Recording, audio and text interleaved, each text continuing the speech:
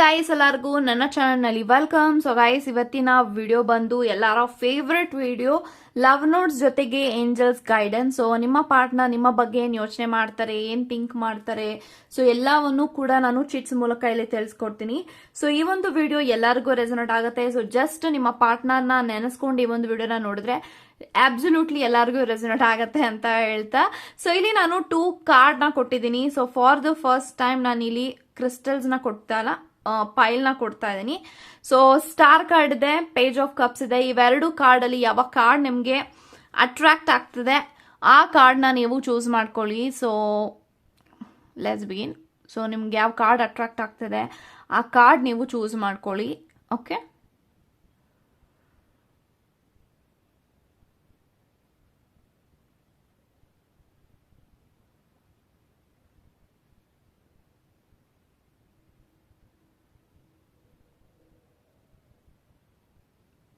I think ಇವಾಗ ನೀವು choose ಮಾಡ್ಕೊಂಡಿದ್ರೆ ಅನ್ಕೊಳ್ತೀನಿ. ಚೂಸ್ ಮಾಡದಿರೋರು ವಿಡಿಯೋನ ಪಾಸ್ ಮಾಡಿಯೂ ಸಹ ಚೂಸ್ ಮಾಡ್ಕೊಳ್ಬಹುದು ಅಂತ ಹೇಳ್ತಾ, ಸೊ ಎಸ್ ಗೈಸ್, ಇವಾಗ ವಿಡಿಯೋನ start.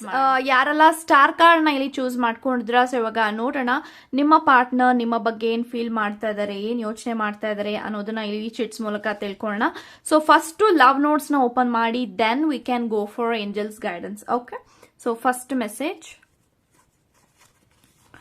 I miss you, I am really sorry I cheated you ಅಂತ ಬರ್ತಿದೆ. ಸೊ ಡೆಫಿನೆಟ್ಲಿ ನಿಮ್ಮ ಪಾರ್ಟ್ನರ್ ನೀವು ಯಾರನ್ನ ನೆನೆಸ್ಕೊಂಡು ಈ ಒಂದು ವಿಡಿಯೋನ ನೋಡ್ತಾ ಇದ್ದೀರಾ, ಆ ಒಂದು ವ್ಯಕ್ತಿ ನಿಮ್ಮನ್ನ ತುಂಬಾನೇ ಮಿಸ್ ಮಾಡ್ತಿದ್ದಾರೆ.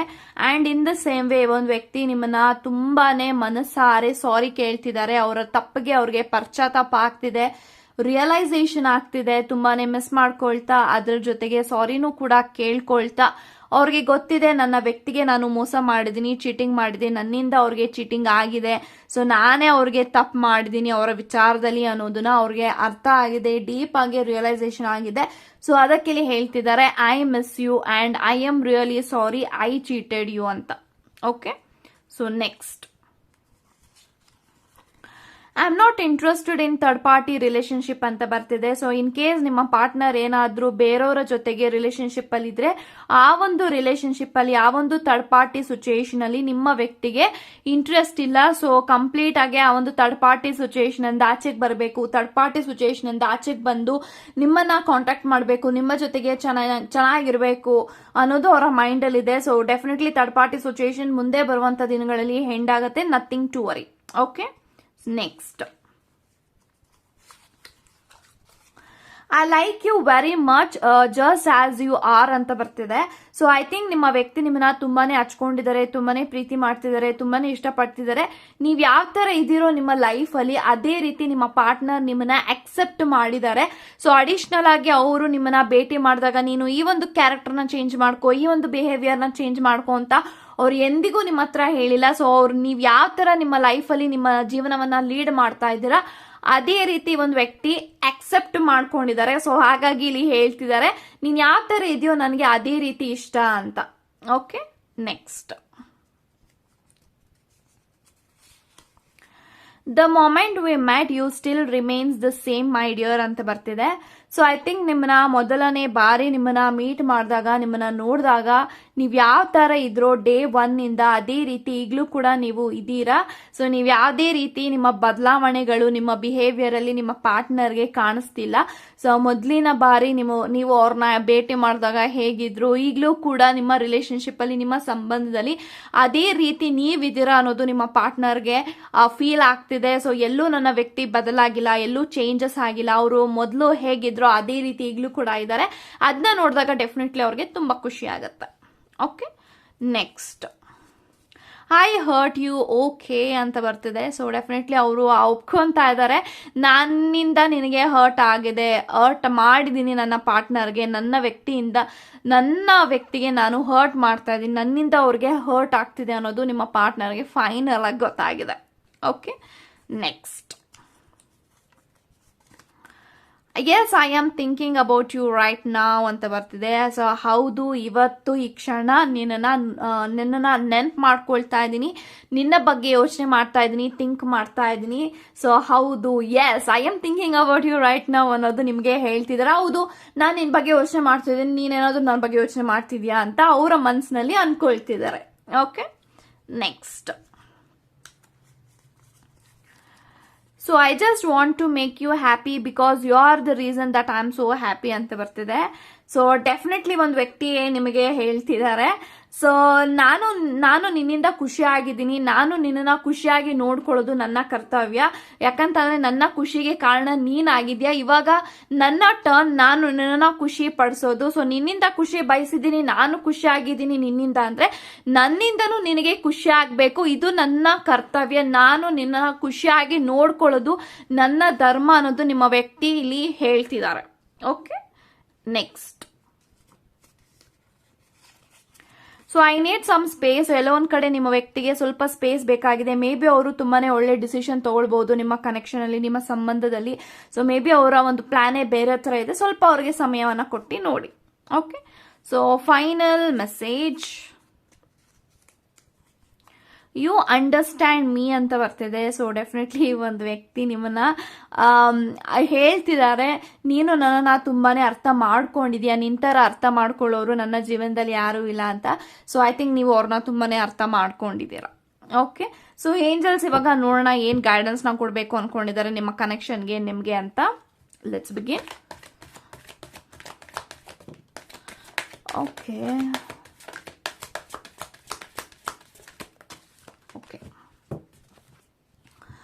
so wow, listen to your intuition, ask your angel, perfect timing. ಅದ್ರ ಜೊತೆಗೆ we have the situation will improve.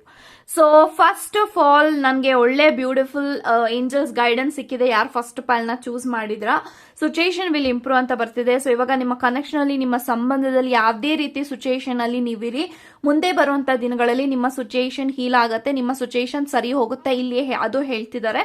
Listen to your intuition. So maybe ನಿಮ್ಮ ಮನಸ್ಸಾಕ್ಷಿ ಏನೋ ಹೇಳ್ತಿದೆ ಈ ಒಂದು ವಿಚಾರವಾಗಿ, ಅಥವಾ ಏನೋ ಒಂದು ತಲೆ ಕೆಡ್ಸ್ಕೊಂಡಿದ್ದೀರಾ, ಅದ್ರಿಗೆ ನಿಮ್ಮಲ್ಲೇ ಆನ್ಸರ್ ಇದೆ, ಉತ್ತರಗಳಿದೆ, ಅದನ್ನ ಗಮನವಿಟ್ಟು ಕೇಳಿ ಅಂತ ಹೇಳ್ತಿದ್ದಾರೆ. Ask your angels. ಸೊ ಕೆಲವೊಂದು ಸಮಯದಲ್ಲಿ ನಿಮ್ಮ ಮನಸಾಕ್ಷಿನ ನೀವು ನಂಬಕ್ ಆಗ್ತಿಲ್ಲ ಅಂತಂದ್ರೆ ನಿಮ್ಮ ಸುತ್ತಮುತ್ತ ಏಂಜಲ್ಸ್ ಇದ್ದಾರೆ, ಏಂಜಲ್ಸ್ ಜೊತೆ ಕಮ್ಯುನಿಕೇಟ್ ಮಾಡಿ, ಏಂಜಲ್ಸ್ ಹತ್ರ ಕೇಳ್ಕೊಂಡ್ರೆ ನಿಮಗೆ ಉತ್ತರಗಳು ಸಿಗತ್ತೆ. ಸಮ್ ಏಂಜಲ್ಸ್ ನಂಬರ್ ಮುಖಾಂತರ, ರೇನ್ಬೋ ಮುಖಾಂತರ, ಫ್ಲವರ್ಸ್ ಮುಖಾಂತರ ಅಥವಾ ಬಟರ್ಫ್ಲೈಸ್ ಮುಖಾಂತರ ನಿಮಗೆ ಉತ್ತರಗಳು ಸಿಗತ್ತೆ. ಅದನ್ನ ಇಲ್ಲಿ ಹೇಳ್ತಿದ್ದಾರೆ. So perfect timing. ಸೊ ನೀವೇನೆಲ್ಲ ವಿಷಸ್ ಅನ್ಕೊಂಡಿದ್ರ, ನನ್ನ ಲೈಫಲ್ಲಿ ಇದು ಡಿಸೈರ್ ನಂಗೆ ಸಿಗ್ಬೇಕು, ಈ ಒಂದು ಇವರಿಂದ ನಂಗೆಲ್ಲ ಆಗ್ಬೇಕು, ನಿಮ್ಮೆಲ್ಲ ಮ್ಯಾನಿಫೆಸ್ಟೇಷನ್ ಡೆಫಿನೆಟ್ಲಿ ಅದು ನಡೀತಿದೆ, ವರ್ಕ್ ಆಗ್ತಿದೆ. ಸೊ ಒಂದು ಪರ್ಫೆಕ್ಟ್ ಟೈಮಿಂಗ್ ಅನ್ನೋದಿದೆ, ಒಂದು ಡಿವೈನ್ ಟೈಮಿಂಗ್ ಅನ್ನೋದಿದೆ, ಆ ಒಂದು ಟೈಮಿಂಗ್ ಅಲ್ಲಿ ಎಲ್ಲಾನು ಕೂಡ ನಿಮಗೆ ಸಿಗುತ್ತೆ ಅಂತ ಏಂಜಲ್ಸ್ ಹೇಳ್ತಿದ್ದಾರೆ. Okay, God bless you guys. ಯಾರೆಲ್ಲ ಪೇಜ್ ಆಫ್ ಕಪ್ಸ್ ನ ಇಲ್ಲಿ ಚೂಸ್ ಮಾಡ್ಕೊಂಡಿದ್ರ, ಸೊ ಇವಾಗ ನೋಡೋಣ ನಿಮ್ಮ ಪಾರ್ಟ್ನರ್ ನಿಮ್ಮ ಬಗ್ಗೆ ಏನ್ ಯೋಚನೆ ಮಾಡ್ತಿದ್ದಾರೆ, ಏನ್ ಥಿಂಕ್ ಮಾಡ್ತಿದ್ದಾರೆ ಅಂತ. So first message, I am so excited to express my feelings ಅಂತ ಬರ್ತಿದೆ. ಸೊ ಡೆಫಿನೆಟ್ಲಿ ನಿಮ್ಮ ವ್ಯಕ್ತಿ ತುಂಬಾನೇ ಎಕ್ಸೈಟ್ಮೆಂಟ್ ಅಲ್ಲಿ ಕಾಯ್ತಿದ್ದಾರೆ. ಸೊ ಅವರ ಫೀಲಿಂಗ್ಸ್ ನ, ಅವರ ಎಮೋಷನ್ಸ್ ನ, ಅವರ ಸೆಂಟಿಮೆಂಟ್ ನ ನಿಮ್ಮ ಹತ್ರ ಎಕ್ಸ್ಪ್ರೆಸ್ ಮಾಡಬೇಕು, ನಿಮ್ಮ ಹತ್ರ ಶೇರ್ ಮಾಡಬೇಕು, ನಿಮ್ಮ ಮುಂದೆ ಹೇಳ್ಕೊಳ್ಬೇಕು ಅಂತ. ಸೊ ಇಷ್ಟು ದಿನಗಳ ಕಾಲ ಅವರು ನಿಮ್ಮ ಬಗ್ಗೆ ಏನ್ ಫೀಲ್ ಮಾಡ್ತಾ ಇದ್ರು, ಏನ್ ಅನ್ಕೊಳ್ತಾ ಇದ್ರು, ಏನ್ ಎಮೋಷನ್ಸ್ ಇದೆ, ಅದೆಲ್ಲ ನಿಮ್ಮ ಪ್ರಶ್ನೆಗಳಿಗೆ ಡೆಫಿನೆಟ್ಲಿ ನಿಮ್ಮ ವ್ಯಕ್ತಿ ಕಡೆಯಿಂದ ಉತ್ತರ ಸಿಗೋಂತ ಸಮಯ ಬಂದಿದೆ. ಸೊ ಡೆಫಿನೆಟ್ಲಿ ಅವರು ಕೂಡ ಕಾತುರದಿಂದ ಕಾಯ್ತಿದ್ದಾರೆ. ನನ್ನ ವ್ಯಕ್ತಿ ಹತ್ರ ನಾನು ಯಾವಾಗ ನನ್ನ ಮನಸ್ಸಿನಲ್ಲಿ ಇರೋದನ್ನ ಶೇರ್ ಮಾಡ್ತೀನಿ, ಹೇಳ್ಕೊಳ್ತೀನಿ, ಎಕ್ಸ್ಪ್ರೆಸ್ ಯಾವಾಗ ಮಾಡ್ತೀನಿ, ಫೀಲಿಂಗ್ಸ್ ನ ಯಾವ ತರ ಹೇಳ್ತೀನಿ ಅಂತ ಅವ್ರಿಗೂ ಕೂಡ ಎಕ್ಸೈಟ್ಮೆಂಟ್ ಅಲ್ಲಿ ಅವರು ಇದ್ದಾರೆ. ಸೊ ಡೆಫಿನೆಟ್ಲಿ ಮುಂದೆ ಬರುವಂತ ದಿನಗಳಲ್ಲಿ ಯು ಕ್ಯಾನ್ ಎಕ್ಸ್ಪೆಕ್ಟ್ ಅವರ ಮನಸ್ಸಿನಲ್ಲಿ ಏನಿದೆ ಅನ್ನೋದನ್ನ ನೀವು ತಿಳ್ಕೊಳ್ಬಹುದು. Okay, so next, so moment with you, that's when I wish I could stop time. So ನಿನ್ನ ಜೊತೆಗೆ ಏನ್ ಸಮಯವನ್ನ ಕಳಿತೀನಿ, ಆ ಒಂದು ಸಮಯವನ್ನ ನಿನ್ನ ಜೊತೆಗೆ ಕಳೆಯುವಾಗ ನನಗೆ ಏನಾದ್ರೂ ಆ ಒಂದು ಪವರ್ ಇದ್ರೆ ಡೆಫಿನೆಟ್ಲಿ ನಾನು ಟೈಮ್ ನ ಸ್ಟಾಪ್ ಮಾಡ್ತೀನಿ ಅಂತ ಹೇಳ್ತಿದ್ದಾರೆ. ಸೊ ಐ ಥಿಂಕ್ ಅವ್ರಿಗೆ ನಿಮ್ಮ ಜೊತೆಗೆ ಸಮಯ ಕಳಿಬೇಕು ಅನ್ನೋದು ತುಂಬಾ ಆಸೆ ಇದೆ, ಬಟ್ ಅವ್ರಿಗೆ ಸಮಯ ನಿಮ್ಮ ಜೊತೆಗೆ ಕಳಿತಿರೋದು ಅದು ಸಾಕಾಗ್ತಾ ಇಲ್ಲ. ಸೊ ನಿನ್ನ ಜೊತೆಗಿದ್ದಾಗ ನನಗೆ ಆ ಒಂದು ಪವರ್ ಇದ್ರೆ, ಅಥವಾ ನನಗೇನಾದ್ರೂ ಆ ಒಂದು ಡಿವೈನ್ ಪವರ್ಸ್ ಇದ್ದಿದ್ರೆ ನಾನು ಆ ಒಂದು ಸಮಯವನ್ನ ತಡೆದು ನಿಲ್ಲಿಸ್ತಾ ಇದ್ದೆ. ಯಾಕಂತಂದ್ರೆ ನಿನ್ನ ಜೊತೆಗೆ ಟೈಮ್ ಸ್ಪೆಂಡ್ ಮಾಡೋದೇ ನಂಗೆ ತುಂಬಾ ಇಷ್ಟ. ಸೊ ನಿನಗೋಸ್ಕರ ನಾನು ಟೈಮ್ ಕೂಡ ನಿಲ್ಸಕ್ಕೆ ನನ್ನ ಒಂದು ಶಕ್ತಿ ಇದ್ದಿದ್ರೆ ಅದು ನಿಲ್ಲಿಸ್ತಾ ಇದ್ದೆ ಅಂತ ನಿಮಗೋಸ್ಕರ ಇಲ್ಲಿ ಹೇಳ್ತಿದ್ದಾರೆ. Okay, next, so stop worrying ಮೈ ಲವ್ ಅಂತ ಬರ್ತಿದೆ. ಸೊ ಡೆಫಿನೆಟ್ಲಿ ನೀವು ತುಂಬಾನೇ ವರಿ ಮಾಡ್ಕೊಳ್ತಾ ಇದ್ರ, ಓವರ್ ಥಿಂಕ್ ಮಾಡ್ತಾ ಇದ್ರ ಅಂತ ಅಂದ್ರೆ ನಿಮ್ಮ ಪಾರ್ಟ್ನರ್ ಹೇಳ್ತಿದ್ದಾರೆ ನೀನ್ ಜಾಸ್ತಿ ತಲೆ ಕೆಡ್ಸ್ಕೊಳ್ತಾ ಇದೀಯಾ, ವರಿ ಮಾಡ್ಕೊಳ್ತಾ ಇದೀಯಾ. ಸೊ ಸ್ಟಾಪ್ ಮಾಡು ನೀನ್ ವರಿ ಮಾಡ್ಕೊಳ್ಳೋದನ್ನ ಮೈ ಲವ್ ಅಂತ ಇಲ್ಲಿ ನಿಮ್ಮ ಪಾರ್ಟ್ನರ್ ಹೇಳ್ತಿದ್ದಾರೆ. Okay, so next, sorry I am not there today my love ಅಂತ ಬರ್ತಿದೆ. ಸೊ ನನ್ನ ಕ್ಷಮಿಸಿ, ನಾನು ಇವತ್ತಿನ ದಿನ ನಾನು ನಿಮ್ಮ ಜೊತೆಗೆ ಇರೋದಿಕ್ಕೆ ಆಗ್ಲಿಲ್ಲ. ಸೊ ಐ ಆಮ್ ರಿಯಲಿ ಸಾರಿ, ನನ್ನ ಕ್ಷಮಿಸ್ಬಿಡಿ ಅಂತ ಈ ಒಂದು ವ್ಯಕ್ತಿ ನಿಮ್ಮ ಹತ್ರ ಅಪಾಲಜಿ ಕೇಳ್ತಿದ್ದಾರೆ. ಸೊ ನೀವು ಯಾರನ್ನ ನೆನೆಸ್ಕೊಂಡು ಈ ಒಂದು ವಿಡಿಯೋನ ನೋಡ್ತಾ ಇದ್ರೆ ಆ ಒಂದು ವ್ಯಕ್ತಿ ನಿಮ್ಮ ಜೊತೆಗಿಲ್ಲ ಅಂತ ಅಂದ್ರೆ ಅವರು ಸಾರಿ ಫೀಲ್ ಮಾಡ್ತಿದ್ದಾರೆ. ನನ್ನ ಕ್ಷಮಿಸ್ಬಿಡಿ, ನಿನ್ನ ಜೀವನದಲ್ಲಿ ನಾನು ಇರ್ಲಿಲ್ಲ, ಇವತ್ತು ಇರಕ್ಕಾಗ್ಲಿಲ್ಲ ಅಂತ. Okay, next, I love you more each day ಅಂತ ಬರ್ತಿದೆ. ಸೊ ಪ್ರತಿದಿನ ನಿಮ್ಮ ಮೇಲೆ ನಿಮ್ಮ ಪಾರ್ಟ್ನರ್ಗೆ ಸೊ ಪ್ರೀತಿ ಅಂತೂ ಹೆಚ್ಚಾಗ್ತಿದೆ, ಪ್ರೀತಿ ಅಂತೂ ನಿಮ್ಮ ಮೇಲೆ ಅಪಾರವಾಗಿ ಡೇ ಬೈ ಡೇ ಅದು ಇನ್ಕ್ರೀಸ್ ಆಗ್ತಿದೆ. ಬಿಟ್ರೆ ಅವ್ರಿಗೆ ನಿಮ್ಮ ಮೇಲೆ ಆಗಲಿ ನಿಮ್ಮ ಪ್ರೀತಿ ಮೇಲೆ ಆಗಲಿ ಇಂಟ್ರೆಸ್ಟ್ ಕಡಿಮೆ ಆಗ್ತಿಲ್ಲ. ಸೊ ಇಂಟ್ರೆಸ್ಟ್ ಜಾಸ್ತಿ ಆಗ್ತಿದೆ, ನಿಮ್ಮನ್ನ ಪ್ರೀತಿ ಮಾಡ್ತಿದ್ದಾರೆ ಜಾಸ್ತಿ, ಕೇರ್ ಮಾಡ್ತಾ ಇದ್ರೆ ಜಾಸ್ತಿ. ಸೊ ಅದೆಲ್ಲ ಏನಕ್ಕೆ ಆಗ್ತಿದೆ ಅಂದ್ರೆ ಬಿಕಾಸ್ ಆಫ್ ಯು. ಸೊ ನೀವು ಅವ್ರಿಗೆ ಪ್ರೀತಿ ಕೊಡ್ತಾ ಇದ್ರ, ಪ್ರೀತಿ ತೋರಿಸ್ತಾ ಇದ್ರ, ಆ ಒಂದು ವ್ಯಕ್ತಿ ಕಡೆಯಿಂದನೂ ನಿಮ್ಗೆ ಪ್ರೀತಿ ಸಿಗ್ತಾ ಇದೆ. Okay, next,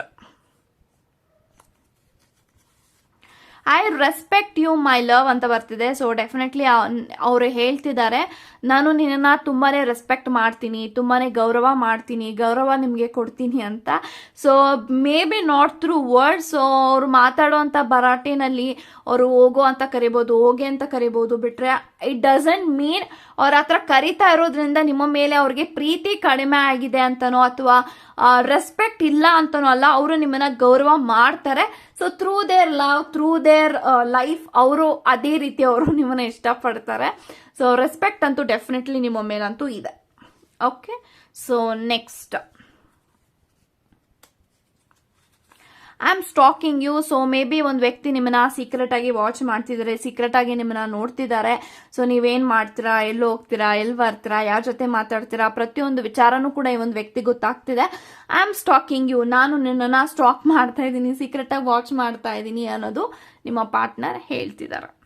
okay, so next, so please don't talk to him or her. So ನಾನು ಆಗ್ಲೇ ಹೇಳಿದೆ ಒಂದು ವ್ಯಕ್ತಿ ನಿಮ್ಮನ್ನ ಸೀಕ್ರೆಟ್ ಆಗಿ ವಾಚ್ ಮಾಡ್ತಿದಾರೆ ಅಂತ. ಸೊ ಸೀಕ್ರೆಟ್ ಆಗಿ ವಾಚ್ ಮಾಡ್ತಿದ್ರೆ ನೀವು ಯಾರ ಜೊತೆಗೆ ಮಾತಾಡ್ತಾ ಇದ್ರ, ಯಾರ ಜೊತೆಗೆ ಮಾತಾಡ್ತಿಲ್ಲ ಅನ್ನೋದು ನಿಮ್ಮ ವ್ಯಕ್ತಿಗೆ ನಿಮ್ಮ ಒಂದು ವಿಚಾರವಾಗಿ ಗೊತ್ತಾಗ್ತಿದೆ. ಸೊ ಮೇ ಬಿ ನೀವು ಅವ್ರಿಗೆ ನಿಮಗೆ ಅಂದ್ರೆ ಅವ್ರಿಗೆ ಪರಿಚಯ ಇಲ್ದಿರೋಂಥ ವ್ಯಕ್ತಿ ಹತ್ರ ನೀವೇನಾದ್ರೂ ಮಾತಾಡ್ತಾ ಇದ್ರೆ ಸೊ ಮೇ ಬಿ ಅದು ನಿಮಗೆ ವಾರ್ನಿಂಗ್ ಇರ್ಬೋದು. ಮೇ ಬಿ ಆ ವ್ಯಕ್ತಿಗಳು ಯಾವ ತರ ಇದ್ದಾರೆ ಅನ್ನೋದು ನಿಮ್ಮ ವ್ಯಕ್ತಿಗೆ ಗೊತ್ತಿರೋದ್ರಿಂದ ಸೊ ಐ ಥಿಂಕ್ ಅವ್ರ ಜೊತೆಗೆ ಮಾತಾಡೋದು ಬೇಡ ಅಂತ ಹೇಳ್ತಿದ್ದಾರೆ. ಓಕೆ, ಸೊ ಇವಾಗ ನೋಡೋಣ ಏಂಜಲ್ಸ್ ಏನ್ ಗೈಡೆನ್ಸ್ ನ ಕೊಡ್ಬೇಕು ಅನ್ಕೊಂಡಿದ್ದಾರೆ ನಿಮ್ಮ ಕನೆಕ್ಷನ್ಗೆ ಅಂತ. So okay, so look for a sign ಮತ್ತೆ ಮೆಡಿಟೇಷನ್ ಬ್ರಿಂಗ್ಸ್ ಆನ್ಸರ್ ಅಂತ ಬರ್ತದೆ. Look for a sign, maybe angels ನಿಮಗೆ ಕೆಲವೊಂದು ಸೈನ್ಗಳ ಮುಖಾಂತರ ನಿಮಗೆ ನಿಮ್ಮ ಪ್ರಶ್ನೆಗಳಿಗೆ ಉತ್ತರ ಕೊಡ್ತಿರ್ಬೋದು, ಅಥವಾ ನೀವು ಏನೋ ಕೇಳಿದೇನೆ ನಿಮ್ಮ ಒಂದು ವಿಚಾರವಾಗಿ ಅವರು ಆನ್ಸರ್ ಅಂದ್ರೆ ಏನೋ ಒಂದು ಗೈಡೆನ್ಸ್ ಕೊಡ್ತಿದ್ದಾರೆ. ಸೊ ನೀವು ಜಾಸ್ತಿ ಏಂಜಲ್ಸ್ ನಂಬರ್ಸ್ ನ ನೋಡ್ತಾ ಇದ್ರ ಅಥವಾ ಬಟರ್ಫ್ಲೈಸ್ ನೋಡ್ತಾ ಇದ್ರ ಅಥವಾ ಸಮಥಿಂಗ್ ನಿಮಗೆ ಸಿಗ್ನಲ್ ಸಿಗ್ತಾ ಇದೆ, ಸೈನ್ ಸಿಗ್ತಾ ಇದೆ ಏಂಜಲ್ಸ್ ಕಡೆಯಿಂದ, ಅದನ್ನ ನೀವು ಗಮನಿಸ್ತಾ ಇಲ್ಲ ಅಂತಂದ್ರೆ ಗಮನವಿಟ್ಟು ನೋಡಿ ಅಂತ ಇದು ಒಂದು ಸೈನ್ ಇರಬಹುದು. ಸೊ ಮೆಡಿಟೇಷನ್ ಬ್ರಿಂಗ್ಸ್ ಆನ್ಸರ್ ಅಂತ ಬರ್ತಿದೆ. ಸೊ ನೀವು ಧ್ಯಾನ ಮಾಡೋದ್ರಿಂದ, ಧ್ಯಾನದಿಂದನೇ ನಿಮ್ಮ ಒಂದು ಎಲ್ಲಾ ಪ್ರಶ್ನೆಗಳಿಗೆ ನಿಮ್ಮಲ್ಲೇ ಉತ್ತರಗಳಿದೆ. ಸೊ ನಿಮಗೆ ಉತ್ತರಗಳು ಸಿಗಬೇಕು ಅಂದ್ರೆ ಫಸ್ಟ್ ನೀವು ಮೆಡಿಟೇಷನ್ ಮಾಡಬೇಕು. ಸೊ ಮೆಡಿಟೇಷನ್ ಅಂದಿದ ತಕ್ಷಣ ಇಟ್ಸ್ ನಾಟ್ ಲೈಕ್ ನೀವು ಒಂದು ಮ್ಯಾಟ್ ಹಾಕೊಬೇಕು, ಮ್ಯಾಟ್ ಮೇಲೆ ನೀವು ಕುತ್ಕೊಂಡಿದ ತಕ್ಷಣ ಥರ್ಡ್ ಐ ಓಪನ್ ಆಗ್ಬಿಡುತ್ತೆ, ಆವಾಗ ನಿಮ್ಗೆಲ್ಲ ಸಿಕ್ಬಿಡುತ್ತೆ ಅಂತಲ್ಲ. ಒಂದು ಪೀಸ್ ಆಫ್ ಮೈಂಡ್ ನೀವು ಚೆನ್ನಾಗಿ ಒಂದು 2-3 ಮಿನಿಟ್ಸ್ ಜೋರಾಗಿ ಬ್ರೀತ್ ಇನ್ ಬ್ರೀತ್ ಔಟ್ ಮಾಡಿ ನೀವು ಒಂದು ಫ್ರೆಶ್ ಮೈಂಡ್ ಅಲ್ಲಿ ನೀವು ಕುತ್ಕೊಂಡು ನಿಮ್ಮ ಒಂದು ಪ್ರಶ್ನೆಗಳಿಗೆ ಉತ್ತರಗಳನ್ನ ನಿಮ್ಮ ಮನಸ್ಸಿನಲ್ಲೇ ಕೇಳ್ಕೊಂಡ್ರೆ ಡೆಫಿನೆಟ್ಲಿ ನಿಮ್ಮ ಅಂತರಾಗ ಆನ್ಸರ್ ಮಾಡುತ್ತೆ ಅಂತ ಹೇಳ್ತಾ ಗಾಡ್ ಬ್ಲೆಸ್ ಯು ಗೈಸ್.